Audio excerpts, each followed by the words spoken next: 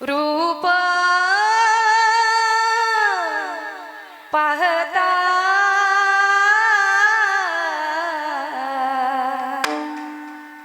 रूप पाहता रूप पाहता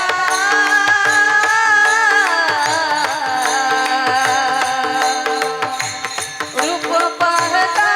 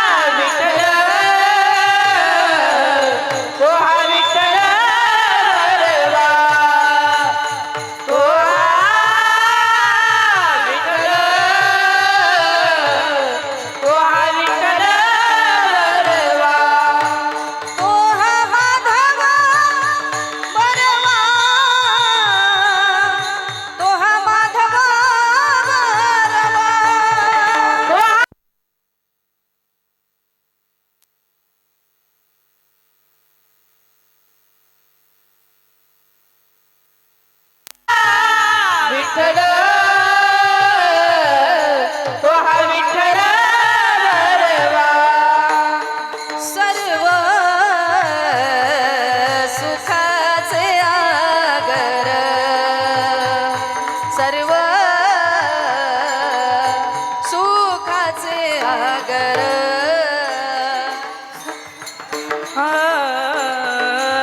सुखाचे आगर सर्व सुखाचे आगर सर्व सुखाचे आगर सर्व सुखाचे आगर सर्व सुखाचे आगर सर्व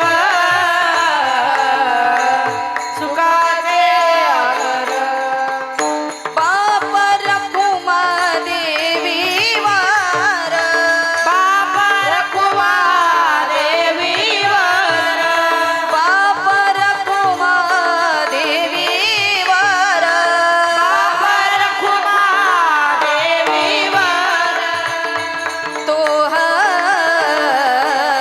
विठ्ठल बरवा तो हा विठ्ठल बरवा तो हा विठ्ठल बरवा तो हा विठ्ठल बरवा तो हा माधव बरवा तो हा माधव बरवा तो हा माधव बरवा तो हा माधव बरवा तो हा विठ्ठल बरवा तो हा विठ्ठल बरवा तो हा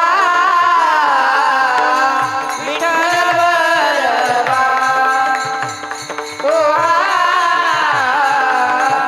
विठ्ठल बरवा जय जय राम कृष्ण हरे जय जय राम कृष्ण जय जय राम कृष्ण हरी जय जय राम कृष्ण जय जय राम कृष्ण हरी जय जय राम कृष्ण हरी जय जय राम कृष्ण हरी जय जय राम कृष्ण हरी राम कृष्ण हरी जय जय राम जय जय राम कृष्ण हरी जय जय राम कृष्ण हरी राम कृष्ण हरी जय जय राम हरी जय जय राम जय जय राम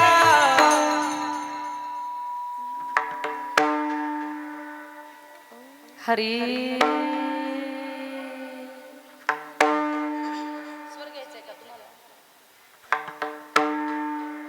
हरी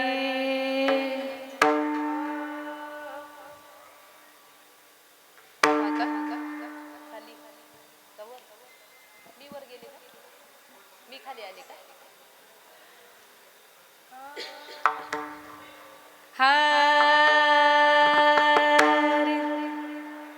आता तरी पुढे हाची उपदेश आता तरी पुढे हाची उपदेश आता तरी पुढे हाची उपदेश आता तरी पुढे हाची उपदेश नका करू नाश आयुष्याचा नका करू नाश आयुष्याचा नका करू नाश आयुष्याचा सकळांच्या पाया माझे दंडवत सकळांच्या पाया माझे दंडवत सकळांच्या पाया माझे दंडवत सकळांच्या पाया माझे दंडवत चित्त शुद्ध करा आपुलाले चित्त शुद्ध करा आपुलारे चित्त शुद्ध करा हित ते करावे देवाचे चिंतन हित ते करावे देवाचे चिंतन हित ते करावे देवाचे चिंतन ते करावे देवाचे चिंतन करोनिया मन एकविध करोनिया मन एकविध करोनिया मन एकविध तुका म्हणे लाभ होय तो व्यापार कामने लाभ होय तो व्यापार तुका म्हणे लाभ होय तो व्यापार कामने लाभ होय तो व्यापार करा काय फार शिकवावे करा काय फार शिकवावे करा काय फार शिकवावे सकळांच्या पाया माझे दंडवत सकळांच्या पाया माझे दंडवत सकळांच्या पाया माझे दंडवत सकळांच्या पाया माझे दंडवत आपुलाले चित्त शुद्ध करा आपुलारे चित्त शुद्ध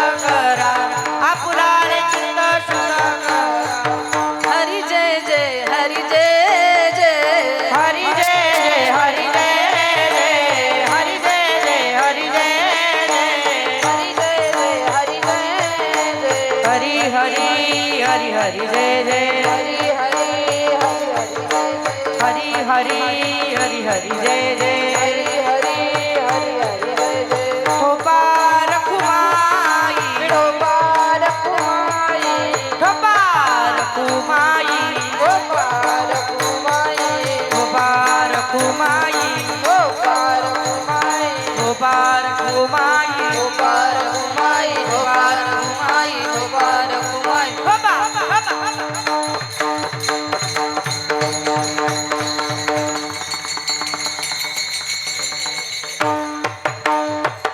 जय हो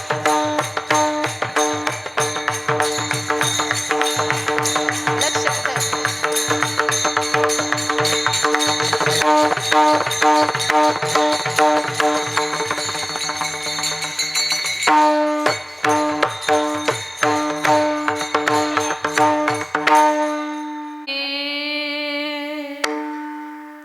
आता तरी पुढे हाची उपदेश नका करू नाश आयुष्याचा सकळांच्या पाया माझे दंडवत आपुलाले चित्त शुद्ध करा हित ते करावे देवाचे चिंतन हित ते करावे देवाचे चिंतन करोनिया मन एकविध सकळांच्या पाया माझे दंडवत आपुलाले चित्त शुद्ध करा तुका म्हणे लाभ होय तो व्यापार तुका म्हणे लाभ होय तो व्यापार करा काय फार शिकवावे सकळांच्या पाया माझे दंडवत आपुलाले चित्त शुद्ध करा पांडुरंग करू प्रथम नमन पांडुरंग करू प्रथम नमन पांडुरंग करू प्रथम नमन पांडुरंग करू प्रथम नमन पांडुरंग करू प्रथम नमन पांडुरंग करू पांडुरंग करू प्रथम नमन पांडुरंग करू प्रथम नमन दुसरे चरण संतचे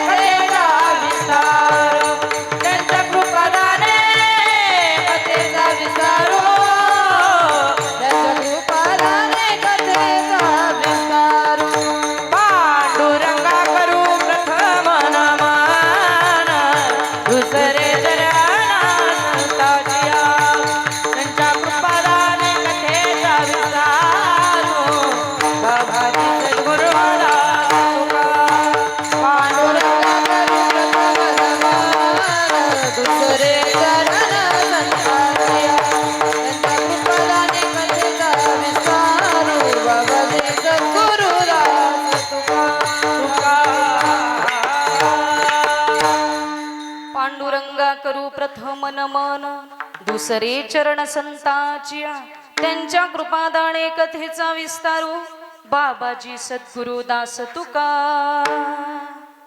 आता हृदय हे आपुले चौफाळून या भले वरी बैसऊ पाऊले श्री गुरूंची जयांचे केलिया स्मरण होय सकल विद्येंचे अधिकरण तेची वंदू श्रीचरण श्री गुरूंचे ते नमस्कारोनी आता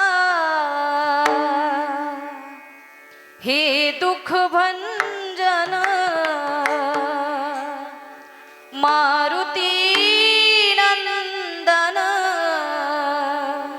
हे दुःख भंजन मारुती नंदन हे दुःख भंजन मारुती नंदन सुन लो मेरी पुकार पवन सुत विनती बारंबार पवन सुत विनती बारंबार हे दुःख भंजन मारुती नंदन हे दुःख भंजन मारुती नंदन सुन लो मेरी पुकार पवन सुत विनती वारंवार पवन सुत विनती वारंवार अष्ट सिद्धिनो निधि के दाता असबर दीन जानकी माता राम रसायन तुम्हारे पासा सदा रहो रघुपति के दासा तुम्हारे भजन राम को पावे तुम्हारे भजन राम को पावे जन्म जन्म के दुख बिसरावे जन्म जन्म के दुख बिसरावे राम सिया राम सिया राम जय राम राम सिया राम जय राम शरण शरण जी हनुमंता तुम्हालो रामदूता काय भक्तीच्या त्या वाटा मज दावाव्या सुभटा श्री संताची माथा चरणावरी साष्टांग हे करी दंडवत विश्रांती पावलो सांभाळ उत्तरी वाढले अंतरी प्रेम सुख आता तरी पुढे हाची उपदेश नका करू नाश आयुष्याचा सकळांच्या पाया माझे दंडवत आपुलाले चित्त शुद्ध करा प्राप्त प्रसंगी कीर्तन रूपी सेवेकरिता घेतलेला अभंग संत श्रेष्ठ देहूचे वैराग्य मूर्ती असलेले जगद्गुरु श्री तुकाराम महाराजांचा 4 चरणांचा उपदेशपर प्रकरणातील अभंग आज या ठिकाणी सेवेकरिता घेतलाय. विठ्ठल विठ्ठल हर विठ्ठल विठ्ठल हर विठ्ठल विठ्ठल. ज्या कारणानिमित्त आपण या ठिकाणी जमलेलो आहोत आपणा सर्वांना माहीत आहे, परंतु वक्ता या नात्यानं अल्पसा परिहार करून देणं उचित ठरेल म्हणून कैवल्यवासी सौभाग्यवती जिजाबाई वसंत काकड या माऊलींच्या वर्षश्राद्धाच्या पिंडदानाच्या निमित्ताने या ठिकाणी आपण जमलेलो आहोत. त्यांच्या पश्चात असलेला त्यांचा पूर्ण परिवार आहे. श्री वसंत भाऊराव काकड त्यांचे पती असतील, त्याचबरोबर श्री शरद वसंत काकड मुलगा आहे, संदीप वसंत काकड, ज्ञानेश्वर वसंत काकड मुलं आहेत, त्याचबरोबर किसन दादा काकड, यशवंत भाऊराव काकड, चंद्रभान भाऊराव काकड दीर आहे, त्याचबरोबर श्री दिनकर किसन काकड, लक्ष्मण चंद्रभान काकड, कैलास बाळू काकड पुतणे आहेत, त्याचबरोबर विलास दत्तू काकड, राजेंद्र किसन काकड, भारत चंद्रभान काकड, शिवाजी बाळू काकड, शरद किसन काकड, नवनाथ यशवंत काकड, संदीप बाळू काकड, कल्पना सुनील बोडके ननंदबाई आहे, शिल्पा नंदलाल लोखंडे पुतणी, मनीषा विजय आव्हाड पुतणी, त्याचबरोबर सौ रखमा माणिकराव घुगे ना पुतणी, विकास लक्ष्मण काकड, प्रतीक विलास काकड, दीपक लक्ष्मण काकड, कृष्णा भारत काकड, साहिल नवनाथ काकड, प्रकाश विलास काकड, आर्यन संदीप काकड, आदित्य शरद काकड, ओम ज्ञानेश्वर काकड हे सर्व आजीबाईंचे नातू आहेत. फार सुंदर असा हा काकड परिवार आणि या पूर्ण काकड परिवारातून आज आजींना जाऊन वर्ष पूर्ण होतंय आणि त्यांच्या वर्षश्राद्धाच्या अनुषंगाने या पूर्ण काकड परिवाराने या संकीर्तन रूपी कीर्तनाची खरे अर्थी नियोजन आयोजन केलेलं आहे. आपल्या घरातून एखादी व्यक्ती गेलेली आहे आणि त्यांच्याबद्दल आपण काहीतरी कृतज्ञता व्यक्त करावी या अनुषंगानं आज या संकीर्तन रूपी सेवेचं नियोजन केलेलं आहे. मग त्यामध्ये आज कीर्तनाकरता उत्तम अशी साथ या ठिकाणी लाभलेली आहे. असलेल्या हरिभक्तपरायण आमच्या सौभाग्यवती पूजाताई या ठिकाणी गायनाची साथ करताय. त्याचबरोबर असलेल्या आमच्या भगिनी हरिभक्तपरायण रुपालीताई ठोंबरे त्याही आज गायनाकरता साथ करताय. नेहमी करतात, आजही करतात. उत्तम कीर्तनकार आणि उत्तम गायन दोघीही करतात, म्हणून त्यांनाही धन्यवाद. त्याचबरोबर असलेले आमचे बंधू राहुल महाराज डुंबरे यांच्या संस्थेतील हे सर्व विद्यार्थी आहे. मेंढीहून या ठिकाणी लेकरं आलेली आहे. रस्त्याने येत असताना फार ट्रॉफिक होती. सगळीकडं नाशिकमध्ये शिंदेपासून तर नाशिकपर्यंत रस्त्यांची कामं चालू आहे आणि त्यामुळं त्यांना कदाचित यायला उशीर झाला असावा. अगदीच उशीर असं पण काही नाही, तो तुम्हाला वाटला फक्त, पण तरीही लेकरं या ठिकाणी पोहोचले म्हणून तेही या ठिकाणी साथ करतायत, त्यांना धन्यवाद. त्याचबरोबर आमचे बंधू समाधान महाराज ते आज विण्याची सेवा करताय. सुंदर अशी भगवंताची सेवा करत असताना अगदी भगवंताच्या सेवेमध्ये बेभान होऊन ते स्वतःला वाहून देतात, त्यांनाही धन्यवाद. दोनही चोपदार दिसताय ना तुम्हाला. चोपदारांचं काम काय असतं, कीर्तनकार कुठे जाता कामा नये म्हणून कोटमगावचे आमचे दोन्हीही बंधू या ठिकाणी आज चोपदाराची सेवा करताय. त्याचबरोबर आमच्या गावचे असलेले भूषण, नाशिक जिल्ह्याचं असलेलं भूषण हरिभक्तपरायण संतोषजी महाराज ताठे अनेक वर्षापासून ते पखवादाची सेवा करताय, साथ करताय, आजही आहेत, त्यांनाही धन्यवाद. आणि या कार्यक्रमाच्या निमित्ताने ज्येष्ठ श्रेष्ठ निष्ठावान वारकरी जर म्हणायला गेलं तर आमचे चिंचोलीचे गीते बाबा या ठिकाणी उपस्थित आहे. बाबांच्याही चरणावरती नतमस्तक होते. त्याचबरोबर परमार्थाकरता ज्यांची उत्तम अशी साथ आहे असलेले आमचे पती तेही या ठिकाणी आमच्यासोबत आहे, नेहमी असतात, आजही आहे, त्यांच्याही चरणारविंदी नतमस्तक होईल. त्याचबरोबर साऊंड सिस्टीमची साथ फार सुंदर आमचे बंधू मिथुन भाऊ गायकवाड, शिवकमळ साऊंड सिस्टीम जायगाव आपल्याकरता सांगते. सुंदर अशी साथ नेहमी करतात, आजही आहे. कुठल्याही प्रकारचं कमी करा वाढवा वगैरे त्यांना म्हणावं लागत नाही, ही त्यांची खासियत आहे, म्हणून त्यांनाही धन्यवाद. आणि त्याचबरोबर असलेले आमचे विनोद भाऊ ते शूटिंगचं काम करताय. हा कार्यक्रम जरी आज कीर्तन झालं संपलं, 12च्या 12:30च्या नंतर पाहुणे जरी सगळे आपापल्या घरी गेले तरी नंतर कधीही यूट्यूबवर आपण नाव सर्च केलं तरी आजचा कार्यक्रम आपल्याला पाहायला मिळेल, म्हणून ते कार्य आमचे विनोद भाऊ करताय, त्यांनाही धन्यवाद. आपण सर्व महिला वर्ग पिता वर्ग या ठिकाणी उपस्थित आहात. 1 तास 1.25 तास आपण भगवंताची सेवा करूया. विठ्ठल विठ्ठल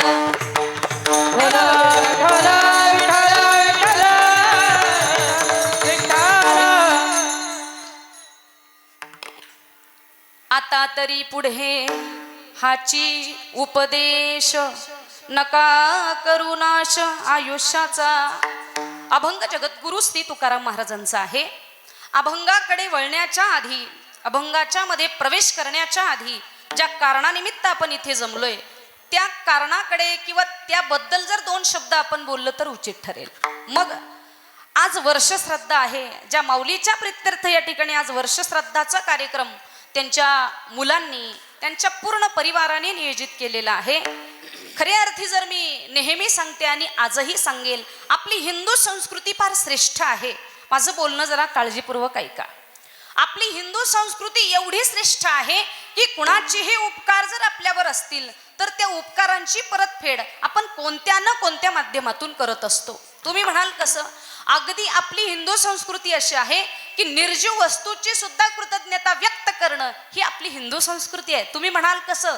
घरामध्ये आपण घर स्वच्छ करण्याकरता झाडू वापरतो. आजच्या भाषेत, पूर्वीची जुनी भाषा जर सांगायला गेलं तर त्याला शिरई असे म्हणतात. काय म्हणतात माऊल्यांनो? शिरई म्हणतात. त्या शिरईने ती आपल्याला घर स्वच्छ करण्याचं काम करते, पण चुकून जर तिच्या शेजारून जात असताना तिला जर आपला पाय लागलाच चुकून, तरी मागे वळून पाया पडणं ही आपली हिंदू संस्कृती आहे. का? कारण तिचे आपल्यावर उपकार आहे, ती आपल्याला घर स्वच्छ करण्याकरता मदत करते. त्याचबरोबर पुढे आता नागपंचमीचा सण येतोय श्रावण महिन्यामध्ये. नागपंचमीचा सण कुणाकरता साजरा करतो आपण? ती नागदेवता आहे. ती नागदेवता आपल्या शेतीमध्ये आपली जमीन भुसभुशीत करण्याकरता मदत करते. मग त्या नागदेवतेची सुद्धा काहीतरी कृतज्ञता व्यक्त करावी म्हणून नागपंचमीचा सण आपण साजरा करतो. त्याचबरोबर जर पाहायला गेलं, बैल आपल्या शेतीसाठी अतिशय उपयोगी आहे. मग त्या बैलाची सुद्धा आपल्यावर उपकार आहे, त्याची सुद्धा कृतज्ञता व्यक्त करावी म्हणून आपण काय करतो? पोळ्याचा सण साजरा करतो. तुम्ही म्हणाल ताई हे सगळं का सांगताय?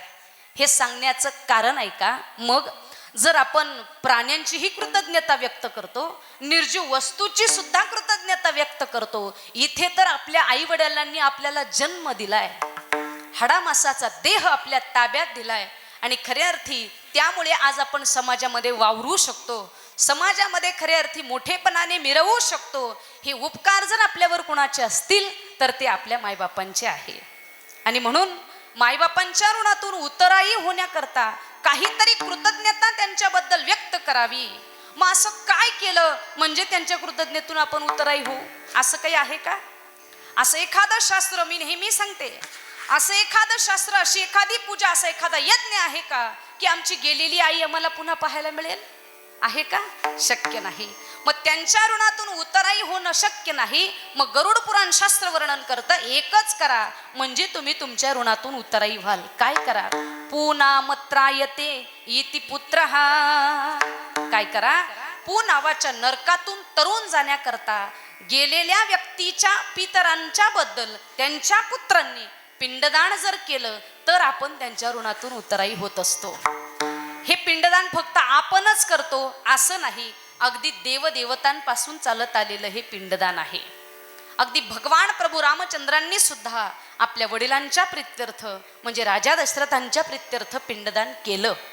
बरोबर आहे की नाही? माता सीतेनं सुद्धा आपल्या सासऱ्यांच्या प्रित्यर्थ पिंडदान केलं.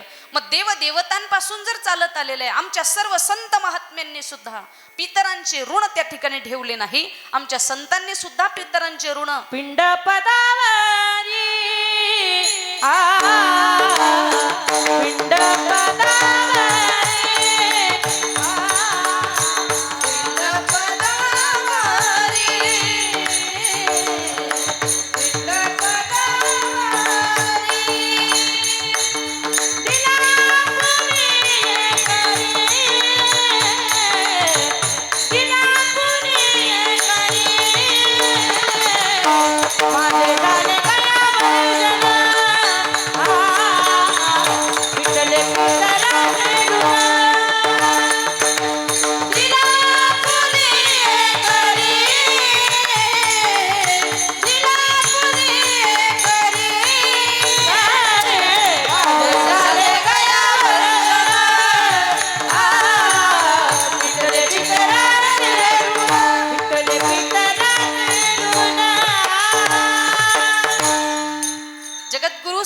महाराज म्हणतात, पिंड पदावरी दिला आपुलिये करी, माझे झाले गया वर्जन, फिटले पितरांचे ऋण.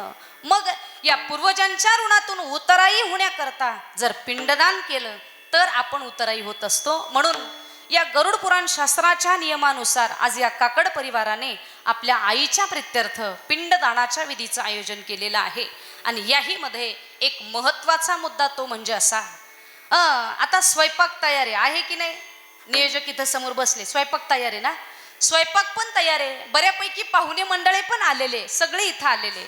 मग आता जर स्वयंपाक तयार आहे, पाहुणे पण आले, मग डायरेक्ट पंक्ती धरल्या तर नसतं चाललं का? हा, पंक्ती धरल्या तर चाललं असतं का नाही? पण शास्त्र असं सांगतं की एखाद्या अन्नदानाच्या ठिकाणी त्याच्या अगोदर जर भगवंताचं नामस्मरण आम्ही केलं, नामघोष भजन जर आम्ही केलं तर ते अन्न साधं अन्न राहत नाही, तर तो प्रसाद होत असतो.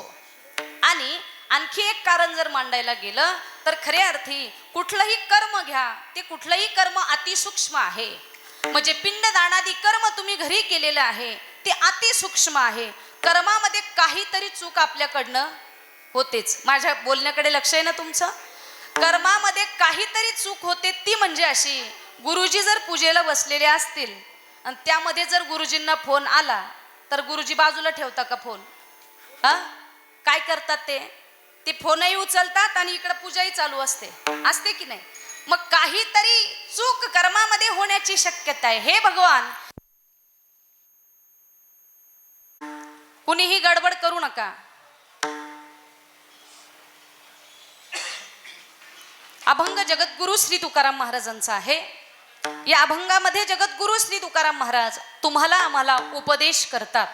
काय म्हणतात महाराज? आता तरी पुढे हाची उपदेश, नका करू नाश आयुष्याचा. मग जगद्गुरु श्री तुकाराम महाराज म्हणतात, हे अनमोल असं आयुष्य आम्हाला एकदा मिळालंय, त्या आयुष्याचा तुम्ही नाश करू नका. मग काय, या आयुष्य एवढं अनमोल आहे की या करता जगद्गुरु श्री तुकाराम महाराज आमच्या पाया पडायला सुद्धा तयार होतात. सकळांच्या पाया माझे दंडवत, आपुलाले चित्त शुद्ध करा. तुम्ही काय करा, उगाच व्यर्थ वेळ न घालवताय मन एकाग्र करून भगवंताचं चिंतन करा. त्याने काय होईल, तुम्ही जन्म मरणाचा जो फेरा आहे, तो जो लाभ आहे, तो खऱ्या अर्थी तुमचा सफल होईल. यापेक्षा अजून काय सांगू. म्हणून जगद्गुरु श्री तुकाराम महाराज म्हणतात, मी तुमच्या पाया पडतो. अभंग अतिशय महत्वाचा आहे आणि या अभंगातून अधिकार मूर्ती असलेल्या जगद्गुरु श्री तुकाराम महाराजांनी आपल्या पाया पडावं एवढी आपली पात्रता आहे का? एवढे आम्ही पात्रतेचे आहोत का की संत महात्म्यांनी आमच्या पाया पडावं? कारण जगद्गुरु श्री तुकाराम महाराजांचा अधिकार जर सांगायला गेला तर ज्या जगद्गुरु श्री तुकाराम महाराजांचा गाथा अगदी इंद्रायणी मातेनं 13 दिवस पाण्यामध्ये ठेवावा आणि पुन्हा जसाच्या तसा कोरडा परत करावा, एवढा अधिकार जगद्गुरु श्री तुकाराम महाराजांचा. आणखीन जर पाहायला गेलं तर खऱ्या अर्थी स्वराज्याचे धर्मरक्षक छत्रपती शिवाजी महाराजांना ज्यांनी उपदेश करावा ते जगद्गुरु श्री तुकाराम महाराज.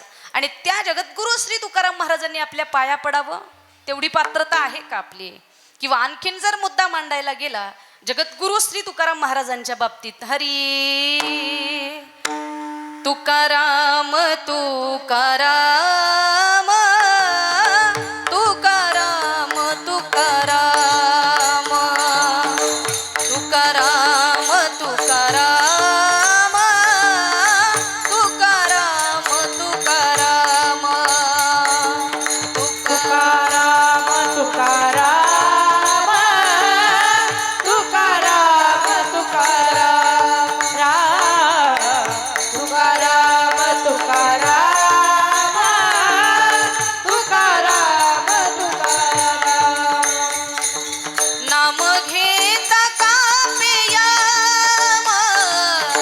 नाम घेता कापेयम, नाम घेता कापेयम, नाम घेता कापेयम. धन्य तुकोबा समर्था, धन्य तुकोबा समर्थ राम, धन्य तुकोबा समर्थ, धन्य तुकोबा समर्थ. धन्य तुकोबा समर्थ, धन्य तुकोबा समर्थ,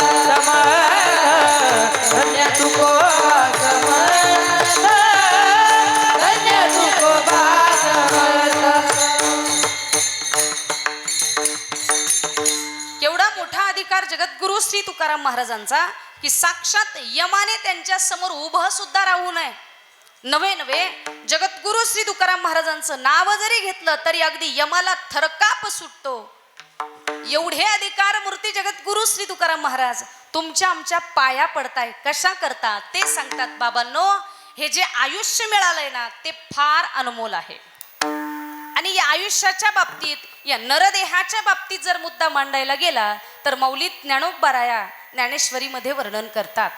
एका दृष्टीने जर सांगितलं तर नाशवान आहे.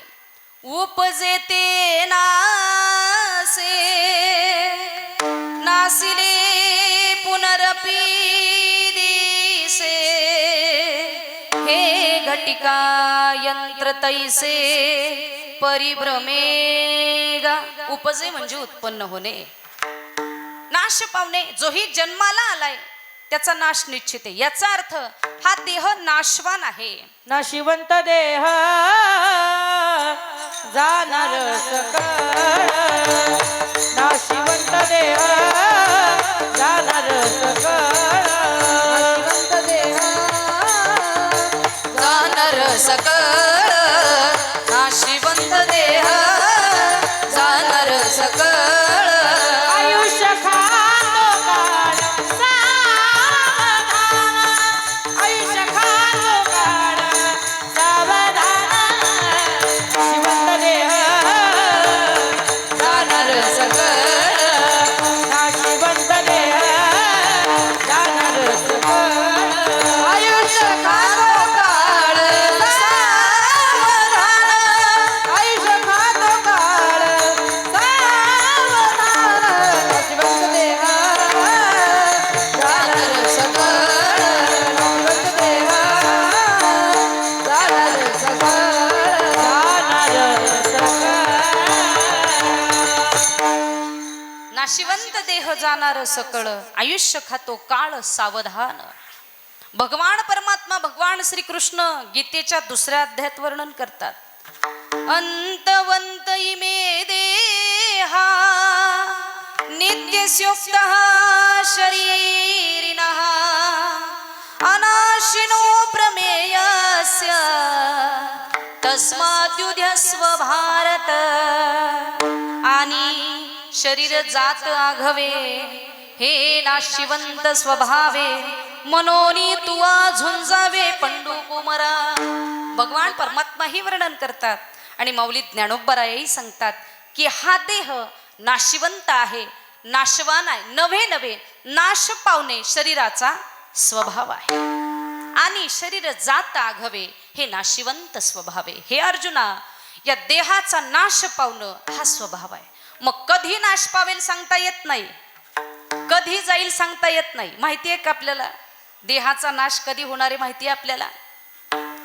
जगद्गुरु श्री तुकाराम महाराज वर्णन करतात. हरी क्षणभंगुर नाही भरवसा, क्षणभंगुर नाही भरवसा, वारे सावन सोडा मायाच्या, वारे सावन सोडा मायाच्या, काही नचले मग गळा पडेल फासा, काही नचले मग गळा पडेल फासा, पुढे हुशार थोर आहे वळसागा, राम राम स्मरावी, राम राम स्मरावी, राम राम स्मरावी, राम राम स्मरावी.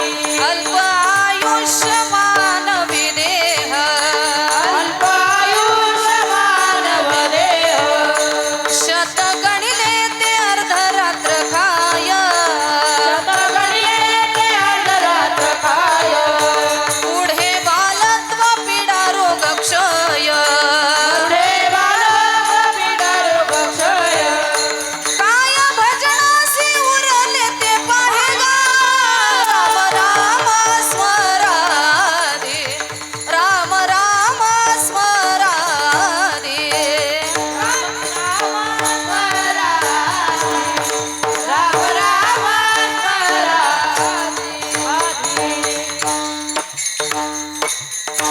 मला यातून एक स्पष्ट करायचं होतं. अल्प आयुष्य मानवी देह, शत गणिले ते अर्धरात्र खाय, मध्ये बालत्व पीडा रोग क्षय, काय भजनासी उरले ते पाहे गा. जगद्गुरु श्री तुकाराम महाराज म्हणतात अल्प आयुष्य. हे आयुष्यामध्ये वर्गीकरण कसं आहे पहा. काही दिवस आपले बालपणात जातात, काही दिवस आपले खरे अर्थी काहीतरी व्याधी आजार यामध्ये जातात, त्यानंतर काही दिवस म्हातारपणात जातात आणि मग भजना करता काय उरतंय?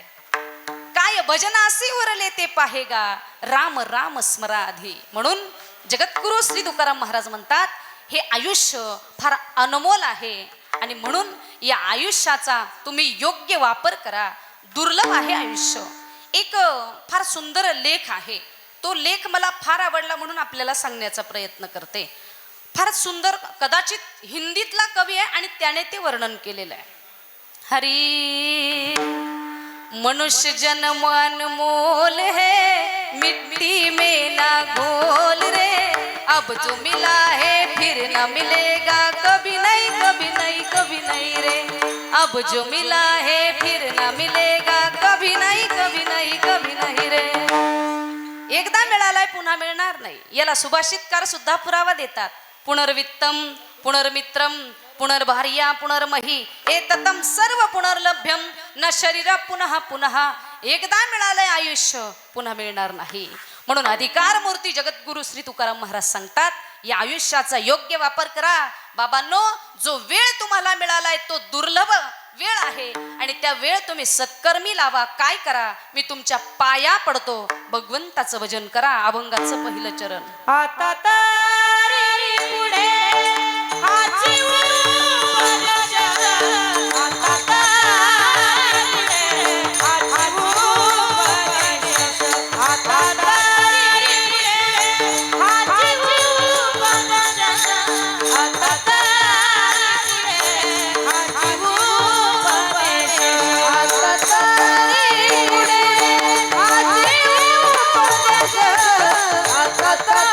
आता तारी पुढे हाची उपदेश, आता तारी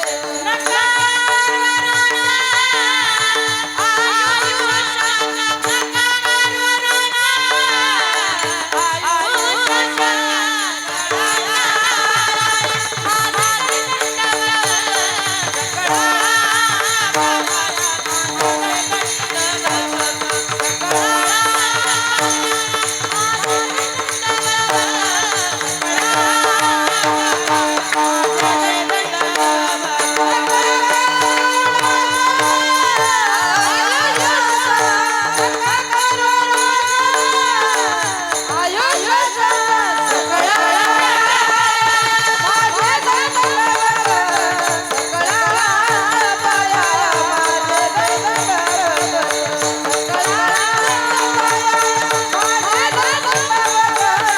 हाची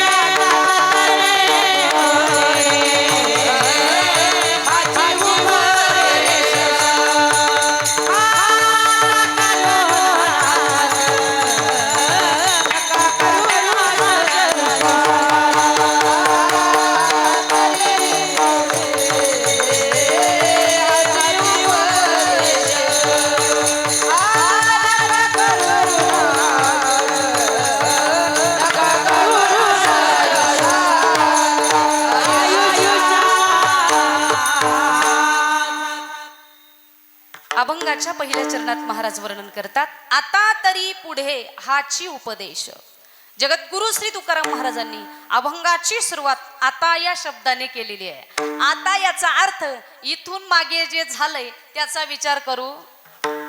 इथून मागे जे झालंय ना त्याचा विचार करत बसू नका.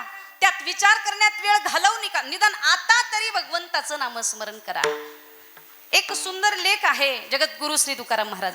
मागे झाले ते पाहू नका, पुढे जामीन आहे तुका. पुढे जे काही आहे ना, इथून पुढचा जो वेळ आपल्याकडे आहे ना त्याचा तरी निदान योग्य वापर करा. मग एखादा म्हणेल, काय इथून मागं काय करत होता आम्हाला का माहित नाही का, आणि आत्ताशी माळ घातली म्हणतात की नाही. ते म्हणतील आणि त्यांच्या घरी राहतील.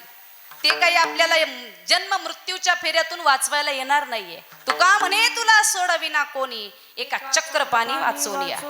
त्या भगवंताच्या नामाशिवाय कोणी वाचवणार नाही. म्हणून कोण काय म्हणेल, कोण काय बोलेल याचा विचार करत बसू नका. आता तरी पुढे हाची उपदेश नका करू नाश आयुष्याचा. या आयुष्यामध्ये खऱ्या अर्थी आम्हाला दुर्लभ असा मानव देह मिळालाय, तो पुन्हा नाही मिळणार.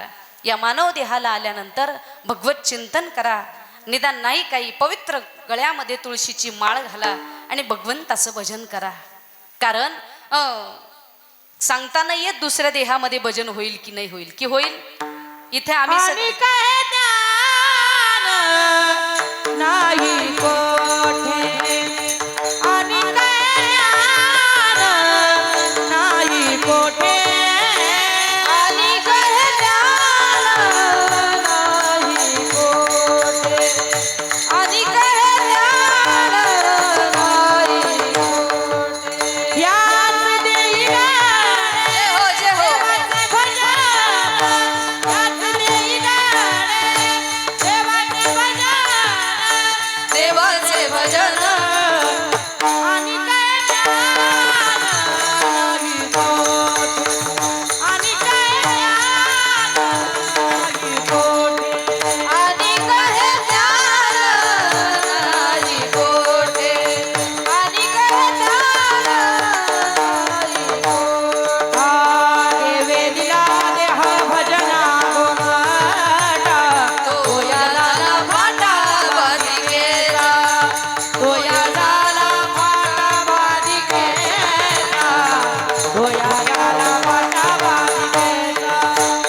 देवे दिला देह भजना गोमाटा, तो या झाला फाटा बाधिकेचा, तो या झाला फाटा बाधिकेचा, तो या झाला फाटा बाधिकेचा. आणि कहे ज्ञान नाही कोठे. एकदा मिळालाय मानव देह आणि दुसऱ्या देहामध्ये भगवंताचं भजन करणार नाही. अनेक लाखो वारकरी आता आषाढी वारीला गेलेले होते. असं एखाद्या पेपरला बातमी, टीव्हीला बातमी तुम्ही वाचली का की एखाद्या गावातून, एखाद्या तालुक्यातून, एखाद्या जिल्ह्यातून 5-50 बैल एकत्र आले आणि त्यांनी वारीला गेले? असं ऐकलं तुम्ही? किंवा एखाद्या गावामध्ये 5-50-100 गावातल्या गायी एकत्र येतात आणि मारुती मंदिरात हरिपाठ घेतात? असं ऐकलंय का? पशुकाय पाप पुण्य जाणती, उत्तम मध्यम भोग भोगिती. पशूंना भगवंताच्या नामाचं महत्व माहीत नाही, त्यांना भजनाचंही नाही, मानव देहाचं दुर्लभत्व त्यांना कळणार नाही, त्यांना तो मिळालाच नाही आणि कळालाही नाही. पण आपल्याला मिळालाय म्हणून आपण तो कळून घ्यावा. कशा करता मिळालाय? कारण या मानव देहाच्या माध्यमातून आम्हाला पाहिजे ते प्राप्त करता येतं. मानव देहाच्या माध्यमातून आपण जर ठरवलं एखादी पदवी, इंजिनियर, डॉक्टर, वकील, काय काय व्हायचं ते होता येईल. आणि आपण जर ठरवलं वाईट मार्ग धरायचं तर तेही होईल. म्हणून काय करायचं हे आपल्यावर अवलंबून आहे. हरी आयुष्याच्या साधन, आयुष्याच्या साधन, आयुष्याच्या साधन, आयुष्याच्या साधन, आयुष्याच्या साधन, आयुष्याच्या साधन, आयुष्याच्या साधन, आयुष्याच्या साधन.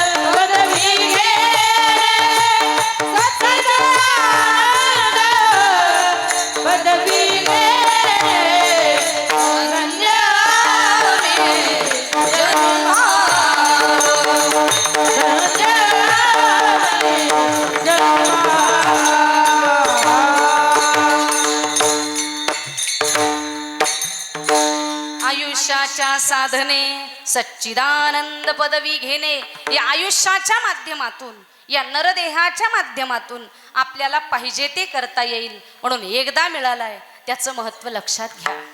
अतिशय कमी वेळ आहे आपल्याकडे. किती वेळ आहे आपल्याकडे माहिती आहे का तुम्हाला? लक्ष आहे ना इकडं? वेळ किती आहे आपल्याकडं? हा, किती वेळ आहे सांगता येईल का कुणाला? कीर्तनाचा नाही, आयुष्याचा. आयुष्याचा किती वेळ आहे माहित नाही.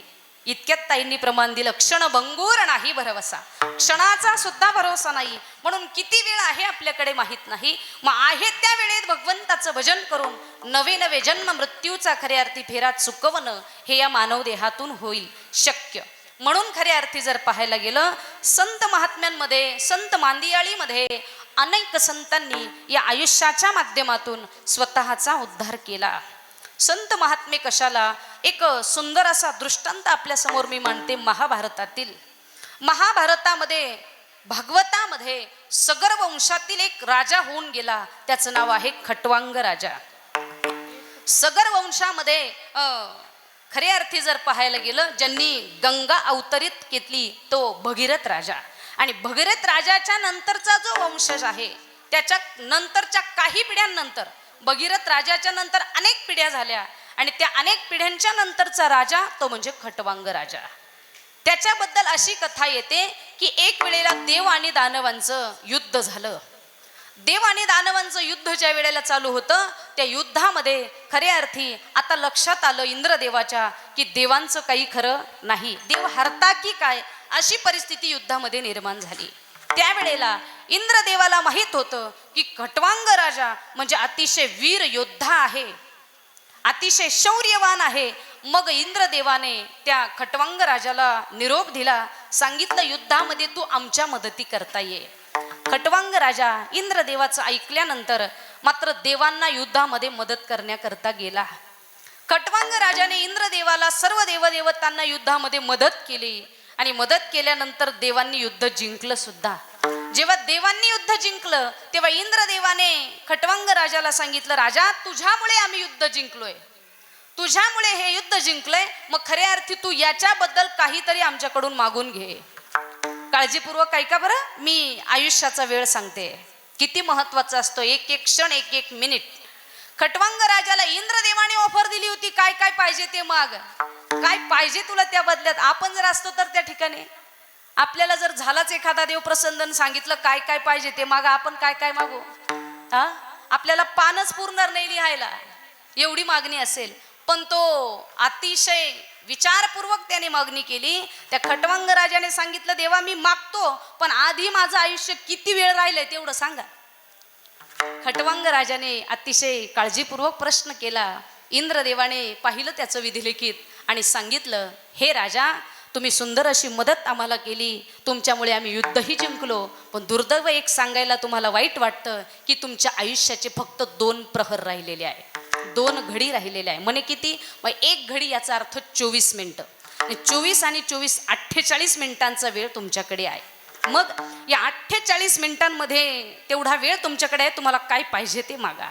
राजाने काहीही मागितलं नाही. तिथून पहिल्यांदा आपलं राज्य गाठलं. एवढा राज्य वैभव असलेलं ते जे सर्व काही राज्य होतं ते सर्व काही राज्य आपल्या सैन्यांच्या मुलांच्या करवी हातामध्ये देऊन टाकलं. आणि दुसऱ्या प्रहरामध्ये, दुसऱ्या घडीमध्ये राजाने भगवंताचं नामस्मरण केलं. असं एक मनाने नामस्मरण राजाने केलं की ते नामस्मरण करत असताना नामाला षडविकार सांगितलेले आहे. 10 वाईट अपराध नामामध्ये सांगितले. ते 10 दोष सुद्धा मागे सारून राजाने एवढं मनापासून भगवंताचं नामस्मरण केलं आणि तेवढ्या 2 घडीमध्ये नवे 48 मिनिटामध्ये नवे आपल्या भाषेत पाऊण तासातच राजाने स्वतःचा उद्धार करून घेतला. भाग्यदशा कैसी प्राप्त झाली, भाग्यदशा कैसी प्राप्त झाली, भाग्यदशा कैसी प्राप्त झाली, भाग्यदशा कैसी. एक तास उरला खट्वांग रायासी, एक तास उरला खट्वांग रायासी, एक तास उरला खट्वांग रायासी, एक तास उरला खट्वांग रायासी. भाग्यदशा कैसी प्राप्त झाली,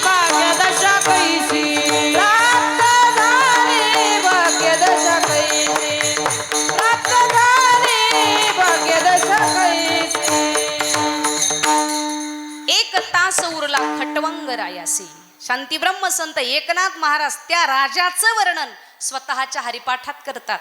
1 तास 48 मिनिटं त्याच्याकडे राहिले होते. तसं वर्णन 1 तास आलेलं आहे, पण 48 मिनिटाची कथा भागवतामध्ये येते. तेवढ्या 48 मिनिटामध्ये राजाने स्वतःचा उद्धार केला. भाग्यदशा कैसी प्राप्त झाली. हरिमुखी गाता हरपली चिंता, त्या नाही मागोता जन्म घेणे. तेवढ्या काही मिनिटात राजाने स्वतःचा उद्धार करून घेतला. सांगायचा मुद्दा माझा हा आहे की आयुष्य आपल्याकडे भरपूर आहे. किती मोठं आहे आणि किती छोटं आहे हे आपल्याला माहित नाही, पण आहे तो वेळ खऱ्या अर्थी आहे त्या वेळाचं सार्थक करणं हे आपल्या हातात आहे. आणखीन कुणी केली हो खऱ्या अर्थी आयुष्याचं सार्थक? तर आणखीन भागवतामध्ये कथा येते. महिला जरा गडबड बंद करा. विठ्ठल विठ्ठल विठ्ठल विठ्ठल विठ्ठल विठ्ठल विठ्ठल. कुणीही गडबड करू नका. तुम्ही जर शांत बसले तर चांगल्या प्रकारे ऐकायला येईल. आलेल्या पाहुण्यांनी पुढे येऊन बसा. पुढे भरपूर जागा आहे, खुर्चीच पाहिजे बसायला असं काही नाही. बरोबर आहे की नाही? भागवतामध्ये चिंतन येतं. आणखीन कुणी स्वतःचा कमी वेळेत कमी आयुष्यात उद्धार करून घेतला तर ऐकून ठेवा. अतिशय लहान वयामध्ये कमी वयामध्ये असलेला ध्रुव बाळ. काय आहे ध्रुव बाळाची कथा? तर ध्रुव बाळाला फार मोठा राजाचा पुत्र, त्या राजाचं नाव उत्तानपाद राजा. त्याच्या वडिलांचं नाव उत्तानपाद राजा आणि त्या उत्तानपादाला 2 पत्न्या. एकीचं नाव सुनीती आणि एकीचं नाव सुरुची. आता हे नाव का आहे याचंही फार मोठं समीकरण आहे. सुरुची याचा अर्थ सुरुची तिला फक्त नटण्या मुरडण्यामध्येच आवड होती. तिला देव धर्म वगैरे तत्व हे सगळं काहीच आवडत नव्हतं म्हणून सुरुची. आणि दुसरी सुनीती, तिला वेगळं अवडंबर आवडत नव्हतं, पण ती सुनीती याचा अर्थ तत्वनिष्ठ होती, नीतीने वागणारी होती म्हणून सुनीती. पण झालं असं, त्या राजाची आवडती जी होती ती सुरुची आणि ना आवडती होती ती सुनीती. मग सुनीतीचा मुलगा होता ध्रुव बाळ, त्याचं नाव होतं ध्रुव. एक दिवस तो ध्रुव पळत पळत आला. आपला बाप राजा आहे म्हणून राजाच्या मांडीवर बसायला गेला. तर राजाची जी आवडती राणी होती सुरुची, ती राजाच्या शेजारी बसलेली होती. तो ध्रुव समोर पळत आला की त्या सुरुचीनं त्याला बाजूला झिडकारलं. म्हणे तू राजाच्या मांडीवर बसू शकत नाही, तू बापाच्या मांडीवर बसू शकत नाही. म्हणे का? कारण तू राजाच्या ना आवडत्या राणीचा मुलगा आहे म्हणून. तुला जर राजाच्या मांडीवर बसायचं असेल तर तू जंगलात जा, देवाची प्रार्थना कर, तपश्चर्या कर, मग देव तुला प्राप्त होईल. मग देवाला सांग मला सुरुचीच्या पोटी जन्म घेऊ दे आणि मग तुला राजाच्या मांडीवर बसायला भेटेल, असं सांगितलं. आणि तिने झिडकारलं. लहान ते 5 वर्षाचं लेकरू रडत रडत बाहेर आलं. आपल्या सख्या आईनं म्हणजे त्या सुनीतीनं पाहिलं, विचारलं बाळा का रडतोस? त्या ध्रुवाने घडलेला प्रकार सांगितला. माझ्या त्या दुसऱ्या आईनं म्हणे मला झिडकारलं, मला माझ्या बापाच्या मांडीवर बसायचं होतं पण बसू दिलं नाही. मला सांगितलं तपश्चर्या कर, देवाला प्राप्त कर, मग माझ्या पोटी जन्म घेन, मग राजाच्या मांडीवर बस. हे सगळं जेव्हा सुनीतीने ऐकलं, त्या सुनीतीला खऱ्या अर्थी तिने सांगितलं बाळा, ती जरी तुझी सावत्र आई असली तरी तिने तुझ्या हिताकरताच सांगितलेलं आहे. कारण ती काय होती? सुनीती, चांगला विचार करणारी होती. त्या ठिकाणी जर आपण नसतो तर, आपल्यापैकी एखादी असती तर आपण पदर खोचून लगेच तावाने पुढं कसं काय मारलं माझ्या लेकराला, बरोबर आहे की नाही? पण ती सुनीती होती. वाईटात सुद्धा चांगलं शोधणारी तिची नीती होती. सांगितलं तुला मारलं असेल बाळा, जाऊ दे मारू दे, पण तिने तुला चांगलंच करायला सांगितलंय. जा आणि जंगलात जाऊन देवाची प्रार्थना तपश्चर्या कर. लहानसं बाळ, ध्रुव बाळ, 5 वर्षाचं बाळ जंगलामध्ये गेलं आणि भगवंताचं नामस्मरण करू लागलं. पहिल्यांदा नामस्मरण करताना त्याने फळं खाल्ली, नंतर पाने खाल्ली, त्यानंतर फक्त पाणी पिला आणि पाण्याच्या नंतर फक्त फळांवर तो तपश्चर्या करू, आपलं फक्त हवेवर तपश्चर्या करू लागला. मग ही सगळी तपश्चर्या करत असताना भगवंताचं नामस्मरणही करू लागला. हरी ओम नमो भगवते वासुदेवाय. टाळी वाजवा, भजन करा. भगवते वासुदेवाय. ओम नमो भगवते वासुदेवाय. ओम नमो भगवते वासुदेवाय. ओम नमो भगवते वासुदेवाय. ओम नमो भगवते वासुदेवाय. ओम नमो भगवते वासुदेवाय. ओम नमो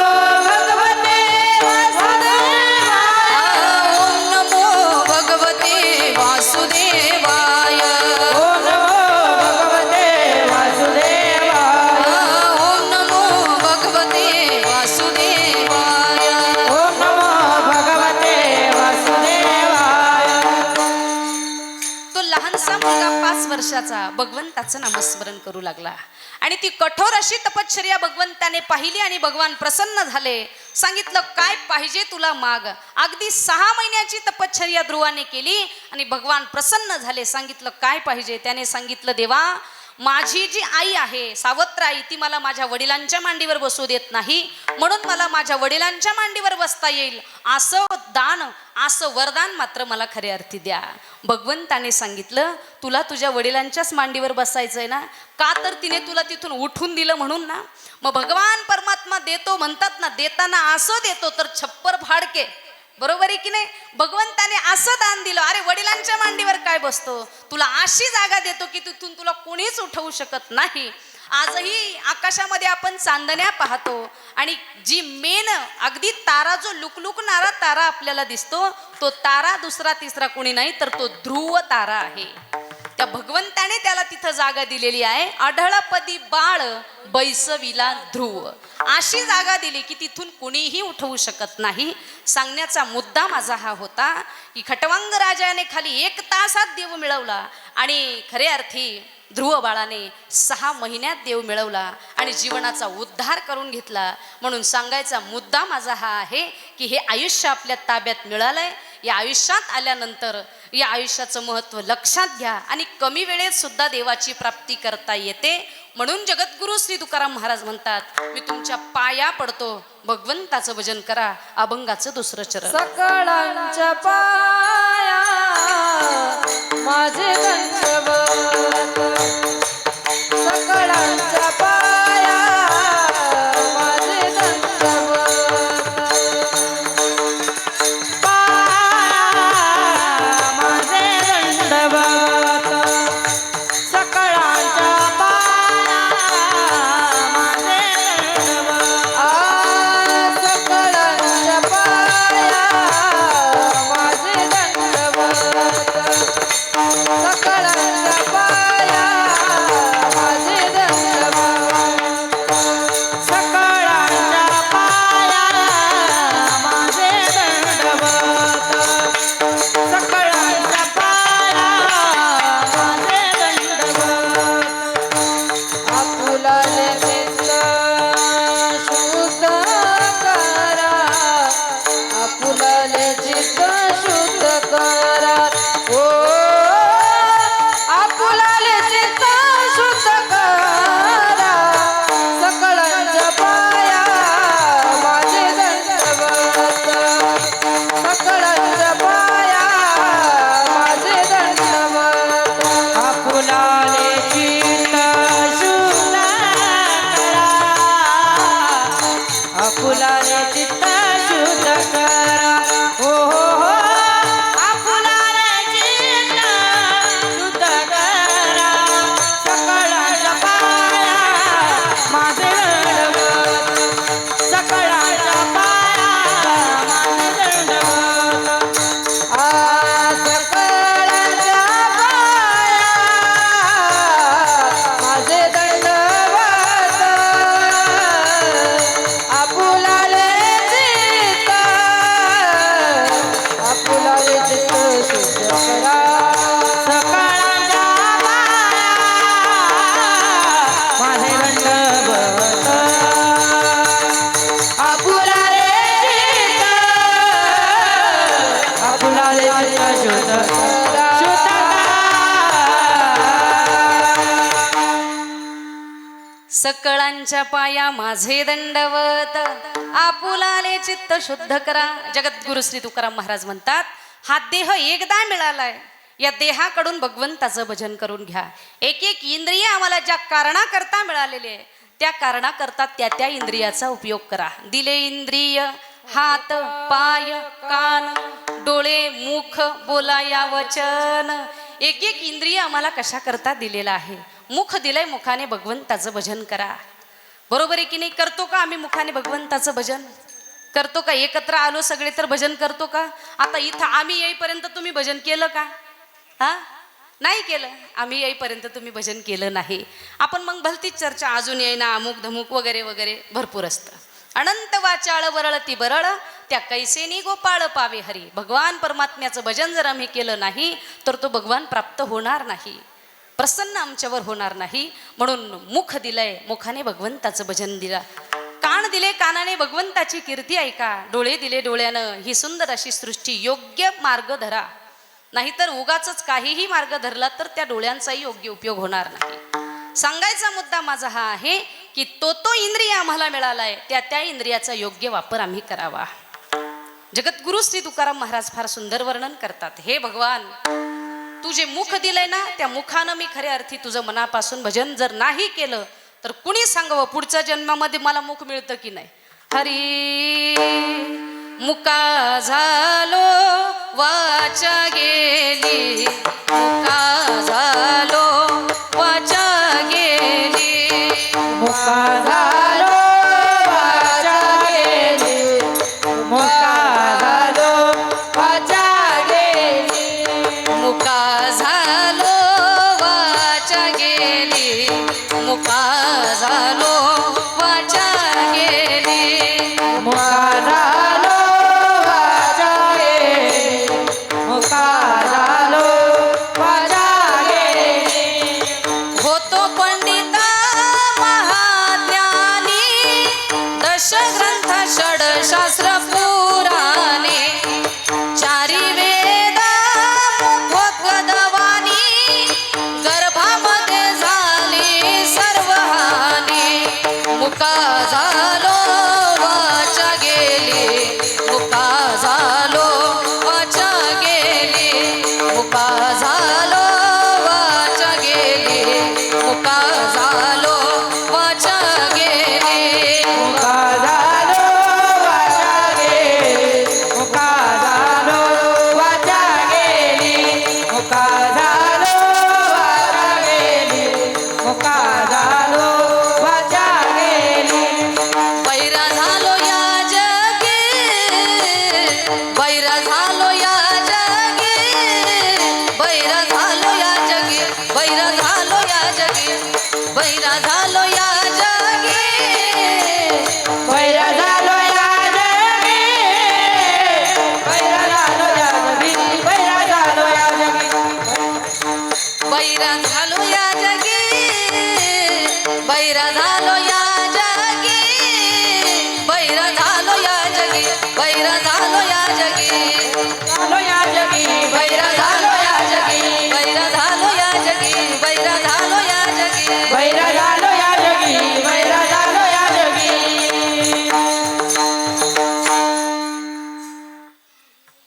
काय हे सगळं लक्षात आलं ना तुमचं. मुका झालो वाचा गेली, होतो पंडित महाज्ञानी, दशग्रंथ षडशास्त्र पुराणे.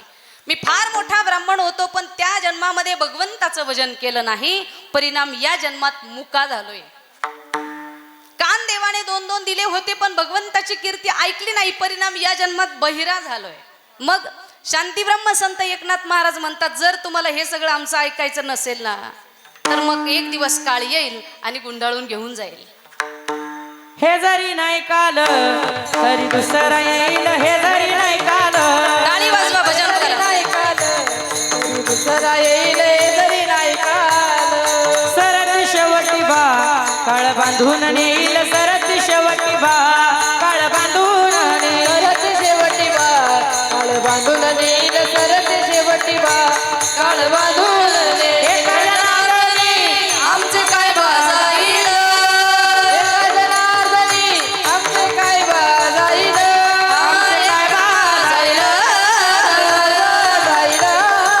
पिंगळा पिंगळा पिंगळा पिंगळा पिंगळा महाद्वारी, बोली बोलत देखा पिंगळा महाद्वारी,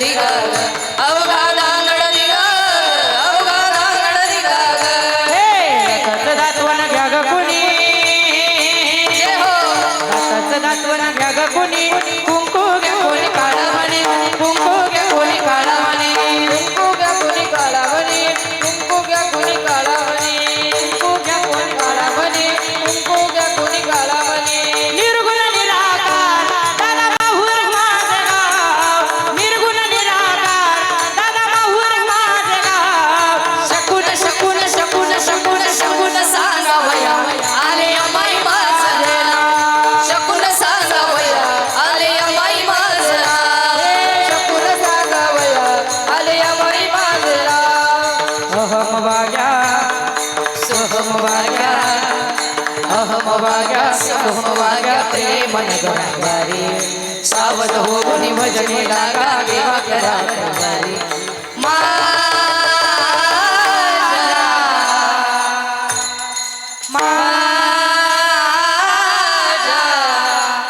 मल्हारी जिवारी मल्हारी जिवारी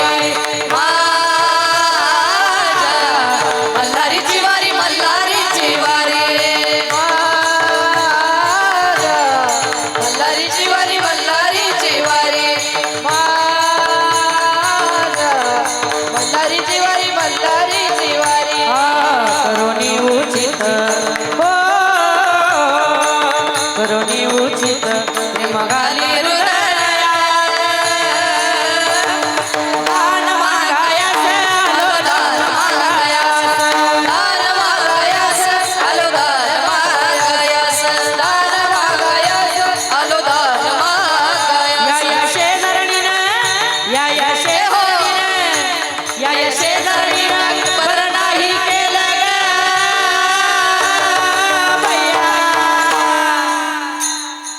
पंढरी आलेलं ग भया मला पंढरी आलेलं ग भया पंढरी आलेलं ग भया आणि बसवा भजन पंढरी आलेलं ग भया हे पिंगळा माघारी बोली बोलत रेखा पिंगळा माघारी पिंगळा महाद्वारी बोली बोलत रेखा पिंगळा महाद्वारी हे पिंगळा माघारी बोली बोलत रेखा पिंगळा माघारी पिंगळा महाद्वारी बोली बोलत रेखा पिंगळा महाद्वारी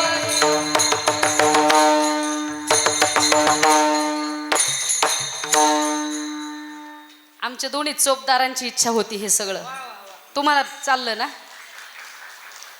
भगवान परमात्मा कशाने जर प्रसन्न होत असेल तर जिथं माझं हरिकीर्तन होतंय जिथं माझ्या नामाचा नामघोष होतंय ती जागा ते ठिकाण भगवंताला फार आवडतं म्हणून शांतीब्रह्म संत एकनाथ महाराज म्हणतात एक एक इंद्रिय तुम्हाला दिलंय ना त्या त्या इंद्रियाचा त्या त्या कारणाकरता उपयोग करा या आयुष्यात आल्यानंतर भगवंताचं भजन करा पुन्हा हे आयुष्य मिळणार नाही म्हणून एकदा वारकरी संप्रदायाच्या नियमाप्रमाणे आपण भजन घेऊया मग उर्वरित 2 चरणांचा मी शब्दशः अर्थ आपल्याला सांगते हरी विठोबा रखुमाई विठोबा रखुमाई विठोबा रखुमाई विठोबा रखुमाई हरी जय जय हरी जय जय हरी जय जय हरी जय जय हरी जय जय हरी जय जय हरी जय जय हरी जय जय हरी हरी हरी हरी जय जय हरी हरी हरी हरी जय जय हरी हरी हरी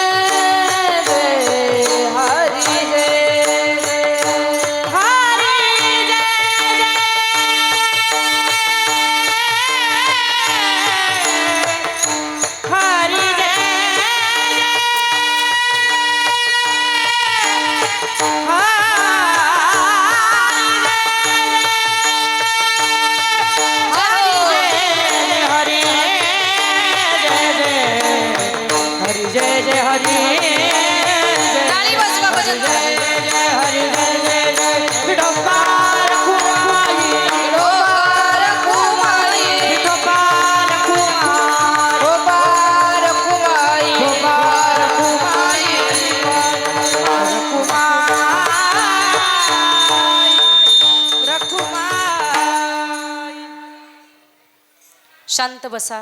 अगदी 10 मिनिटात आपण सेवा उरकणार आहोत. कुणीही गडबड करू नका. अभंग जगद्गुरु श्री तुकाराम महाराजांचा आहे आणि या अभंगात महाराज म्हणतात, मी अगदी कळकळीनं तुमच्या पायावर डोकं ठेवतो, पण या आयुष्याचं महत्त्व लक्षात घ्या.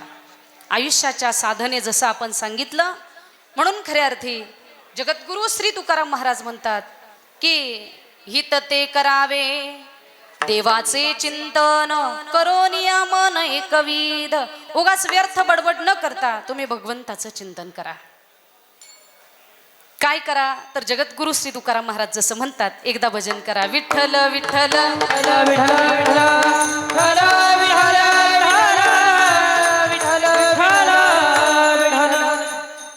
हित ते करावे देवाचे चिंतन, करोनिया मन एकविध. याने काय होईल? जगद्गुरु श्री तुकाराम महाराज म्हणतात, भजन केल्यानं अनेकांचा उद्धार झाला, त्यामध्ये तुमचा सुद्धा होईल. मुखी नाम हाती मोक्ष, ऐशी साक्ष बहुतांचे.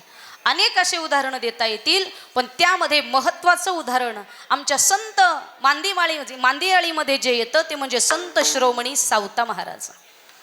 संत सावता बाबांचं वर्णन जर आम्ही पाहायला गेलो तर संत सावता बाबांनी जसं या अभंगात जगद्गुरु श्री तुकाराम महाराज शेवटी सांगतात की तुम्ही तुमच्या जन्माचा व्यापार सफल करा, तसा संत सावता बाबांनी अतिशय कमी वेळेत आपला कामधंदा पाहत भगवंताचं नामस्मरण केलं आणि त्या नामस्मरणामध्येच भगवंताची प्राप्ती करून घेतली. नामस्मरण करता करता भगवंताचं नाम आणि त्यामध्येच भगवंताची प्राप्ती, तसं वर्णन महाराज करतात. कांदा मुळा भाजी, कांदा मुळा भाजी, कांदा मुळा भाजी, कांदा मुळा भाजी, अवघी विठाई माझी, अवघी विठाई माझी, अवघी विठाई माझी, अवघी विठाई माझी, अवघी विठाई माझी, अवघी विठाई माझी, अवघी विठाई माझी, अवघी विठाई अवघी विठाई माझी, अवघी विठाई माझी, अवघी विठाई माझी, अवघी विठाई माझी, अवघी विठाई माझी, अवघी विठाई माझी, अवघी विठाई माझी, अवघी विठाई कर्मप्रधान परमार्थावर संत शिरोमणी सावता बाबांचा विश्वास होता आणि काम करता करता भगवंताला प्राप्त केलं. नुसतं प्राप्त नाही केलं तर आपल्या हृदयामध्ये भगवंताला साठवून ठेवलं. हृदयबंदी खाणं केला आत विठ्ठल कोंडियला. हे मी का सांगितलं? जगद्गुरु श्री तुकाराम महाराज अभंगाच्या शेवटी सांगतात, तुका म्हणे लाभ होय तो व्यापार, करा काय फार शिकवावे. तुम्हाला जर लाभच करून घ्यायचा असेल तर हा जन्म खऱ्या अर्थी सुफळ करून घ्या. आणि तो जन्म सुफळ जर कोणी केला तर संत शिरोमणी सावता बाबांनी, तसं नामदेव महाराज वर्णन सुद्धा करतात. हरी नामा म्हणे त्याचा जन्म सुफळ झाला, वंश उधारीला माळियाचा, सावता सागर प्रेमाचे आगर, घेतला अवतार माळिया घरी. नामा म्हणे त्याचा जन्म सुफळ झाला. हे मी का सांगितलं? जसं महाराज या अभंगात म्हणतात की तुम्ही तुमच्या आयुष्याचा लाभ लक्षात घ्या आणि जन्म मृत्यूचा फेरा चुकवण्याकरता भगवंताचं नामस्मरण करा. तुका म्हणे लाभ होय तो व्यापार, याचा अर्थ जन्म आणि मृत्यूचा व्यापार सांगितलाय. तो व्यापार जर सुफळ व्हावा, योग्य व्हावा असं वाटत असेल तर भगवंताचं भजन करा. हरी. एकदा मोठ्या प्रेमानं आपण विश्वगुरु निवृत्तीनाथ दादांचं भजन घेऊया. सर्वांनी छानपैकी हात वरती करा. दादा यांची शूटिंग घ्या मस्त. पूर्ण काकड परिवार आणि पूर्ण काकड परिवाराच्या आत्पेष्ट नातेवाईक जमलेले, त्यांनी आपल्या आजीच्या प्रित्यर्थ, आईच्या प्रित्यर्थ फार सुंदर सोहळा केला आणि तो सोहळा तुम्हाला यूट्यूबवर जेव्हा पाहाल तेव्हा नक्कीच तुम्हाला पाहायला मिळेल. हरी निवृत्ती राया, निवृत्ती राया, सोपान मुक्ता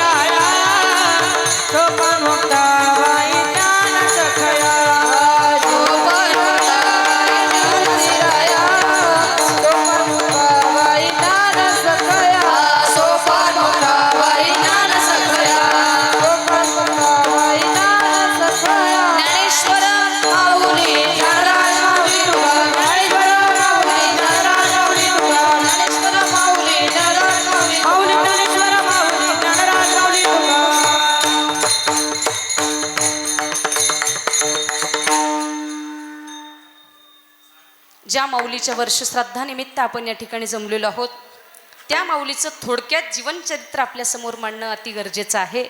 म्हणून या काकड परिवारातून या माऊलींना जाऊन आज वर्ष पूर्ण होत आहे आणि त्यांच्या वर्षश्राद्धाच्या निमित्ताने त्यांच्या मुलांनी, त्यांच्या पूर्ण काकड परिवाराने सुंदर असा सोहळा त्यांच्या वर्षश्राद्धाचा केलेला आहे.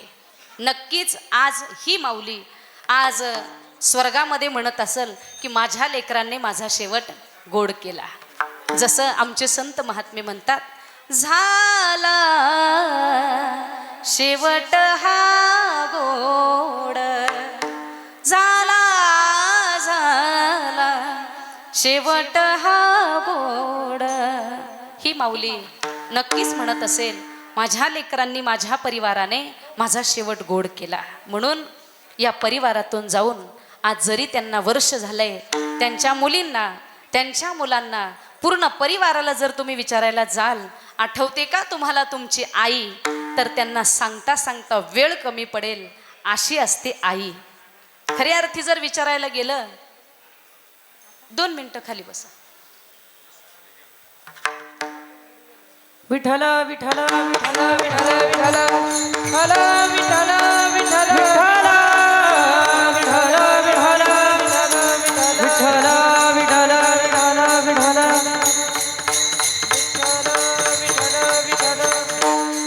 एक 2 मिनिटं थांबून घ्या ताई, तुम्ही नंतर केलं असतं ना आवरल्यावर. हरी. जर यांच्या परिवारातील या मुलींना, मुलांना जर तुम्ही विचाराल, आठवते का तुम्हाला तुमची आई, तर ते सांगतील ताई, घरासमोर सडा सारवण रांगोळी काढली की आम्हाला आमची आई आठवते हो. सण उत्सव आला की आम्हाला आमची आई आठवते. नव्हे नव्हे ताई, घरामध्ये गोडाधोडाचा स्वयंपाक केला, पुरणपोळीचं गोड जेवण केलं की आम्हाला आमच्या आईची आठवण येते. एवढंच नाही, घरामध्ये कपाटात तिच्या 9 नाट्या पाहिल्या की आम्हाला आमची आई आठवते. चुलीच्या कोपऱ्यात बसून चुलीच्या तोंडाला फुगलेली भाकरी पाहिली की आम्हाला आमची आई आठवते ताई. कारण त्याच चुलीच्या कोपऱ्यात बसून खऱ्या अर्थी काहीतरी चारा बनवून तिनं आमच्या चोचीत भरवला असेल. म्हणून ताई, प्रसंगाला आम्हाला आमची आई आठवते हो. काय सांगावं, सांगता सांगता वेळ कमी पडेल अशी होती आमची आई. खरं जर पाहायला गेलं तर या माऊलीचं जे मरण आहे अतिशय भाग्यवान मरण आहे बरं. तुम्ही म्हणाल कसं? कारण तुम्ही आम्ही प्रत्येक महिला नवऱ्याच्या घरी आलो, नवऱ्याच्या घरचा ओंबरठा ओलांडला की मनामध्ये एक भावना असते, ती म्हणजे अशी की हे जे कुंकुमी ठसठशीत कपाळावर लेते ते कुंकुमी माझ्या बरोबर घेऊन जावं. म्हणून या माऊलीला खऱ्या अर्थी भाग्याचं मरण आलंय की सौभाग्याचं लेणं त्या सोबत घेऊन गेल्या. मरायचं तर प्रत्येकाला आहे हो, कुणी इथं राहण्याकरता नाही आलेला, प्रत्येकाला जायचंय. पण सौभाग्याचं मरण येणं ही सुद्धा सौभाग्याचीच गोष्ट आहे. हे प्रत्येकाच्या नशिबात नसतं. म्हणून अशी ही माऊली आज वर्षापूर्वी या परिवारातून निघून गेली. आज या परिवाराने काय केलं म्हणजे त्यांना त्यांची आई पाहायला मिळेल. मुली असतील, मुलं असतील, कुणीही असतील. आहे का असं एखाद्या गुरुजींकडे गेले, सांगितले आम्ही असा असा यज्ञ करतो, पूजा करतो, पण सांगा आम्हाला आमची आई पुन्हा दिसेल का? तर शक्य नाही. गेलेली आई पुन्हा दिसणार नाही. सबसे बडी है माँ पगले, सबसे बडी है माँ. एकदा गेलेली माय पुन्हा दिसत नाही. आज या घरातील लेकी असतील, नाती नातवंड असतील, दिवाळीचा सण येतोय, रक्षाबंधनचा सण पुढे येतोय.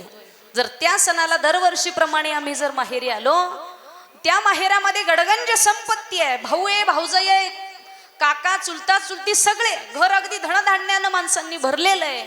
पण ज्या कोपऱ्यात, ज्या पलंगावर माझी आई एका कोपऱ्यात बसलेली होती, ती आई जर त्या माहेरात नसेल तर त्या माहेरी पहिल्यासारखं जावंसं वाटत नाही. कारण आमची आई होती तेव्हा घर आमचं भरलेलं असायचं, गजबजलेलं असायचं. म्हणून अशी ही आई आज या परिवारातून निघून गेली आहे. एक कवी व्यक्त होतोय, हे आई का ग खऱ्या अर्थी तू आम्हाला सोडून गेलीस? असं काय चुकलं होतं, असा काय गुन्हा आमच्याकडनं झाला होता ग आई? तो कवी फार सुंदर शब्दात अगदी दुःखित अंतःकरणाने व्यक्त होतोय. ऐक ना ग आई. त्रिसर्गाच्या टप्प्यावरती धन्य तू ग माते,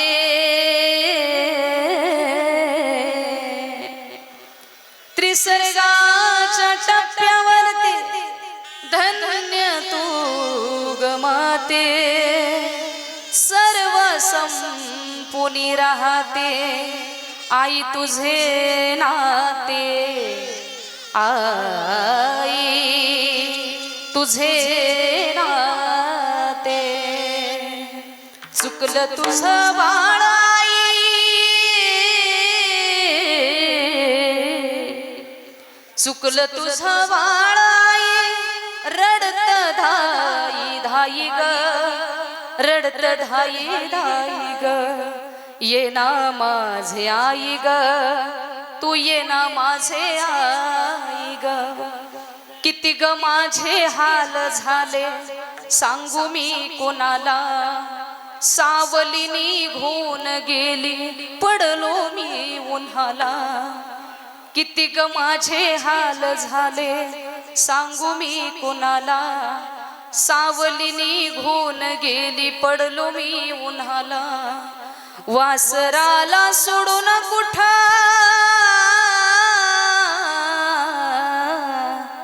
वासराला सोडून कुठा निघून गेली गाय ग निघून गेली गाय ग ये ना माझे आई ग तू ये ना माझे आई ग असं एखादं शास्त्र अशी एखादी पूजा आहे का की ती केल्यानं आमची गेलेली आई आम्हाला पुन्हा दिसते तर शक्य नाही गेलेली आई माय पुन्हा मिळत नाही म्हणून आहे तोपर्यंत त्या आईचं महत्त्व आईचं ममत्व लक्षात घ्या गेल्यानंतर आम्ही काहीही केलं तरी उपयोग नाही मी आपल्या माहिती करता सांगते आई गेल्यानंतर आम्ही 1 नाही 2 नाही 13 दिवस माहेरात जाऊन बसतो माझ्या बोलण्याचा अर्थ लक्षात घ्या 1 नाही 2 नाही 13 दिवस आम्ही माहेरात जाऊन बसतो पण जोपर्यंत आई आहे तोपर्यंत त्या आईकडे एक रात्रभर जा आणि सांगा आई बरी आहे का ग तू कसं चाललंय तुझं सगळं 2च शब्द बोला 1 रात्रभर नाही तर 1 तासभर का होईना तिच्या जवळ जाऊन त्याच्याशी 2 शब्द मन मोकळेपणाने बोलून या कारण गेल्यानंतर 13 दिवस आपण जाऊन बसलो तर ती पाहायला नसणार आहे म्हणून आहे तोपर्यंत तिचं महत्त्व लक्षात घ्या जर पाहायला गेलं एक कवी फार सुंदर व्यक्त होतोय त्या कवीच्या 2 ओळी आपल्याला सांगते आणि सेवेला पूर्णविराम देते सोडोनिया गेली आई आम्हाले कराला आई आई आई आता म्हणू मी कुणाला आई तू गामुच्यासाठी कष्ट केले फार सोडोनिया गेली आई सारा परिवार सोडोनिया गेली आई आम्हाले कराला आई आई आई आता म्हणू मी कुणाला लेकी सुना रडता ते काना कोपऱ्याला आई तुझी आठवण येते प्रत्येक क्षणाला सोडोनिया गेली आई आम्हाले कराला आई आई आई आता म्हणू मी कुणाला आई आई आई हाका मारू मी कुणाला कुणाची चुलती गेली कुणाची मावशी गेली कुणाची आत्या गेली कुणाची मामे गेली पण खऱ्या अर्थी या आईचे जे लेकरं आहे मुलं आणि मुली त्यांची आई गेली त्यांना पुन्हा आई मिळणार नाही एकदा का जीवनातून अगदी भला मोठा मजल्यावर मजला आपला बंगला असू द्या पण त्या बंगल्यासमोर जर आपले आईवडील नसतील तर त्या बंगल्याला कदाचित शोभा राहणार नाही म्हणून जोपर्यंत मायबाप आहे त्यांचं महत्त्व लक्षात घ्या गेल्यानंतर उपयोग नाही झालेली सेवा भगवान परमात्म्याच्या चरणी समर्पित करेल तुम्हा सर्व मायबापांच्या चरणी समर्पित करेल उपस्थित असलेल्या सर्वांनी फार सुंदर अशी साथ या ठिकाणी कीर्तना करता केली त्यांनाही धन्यवाद देईल आणि सेवेला पूर्णविराम विठ्ठल जय जय विठ्ठल जय विठ्ठल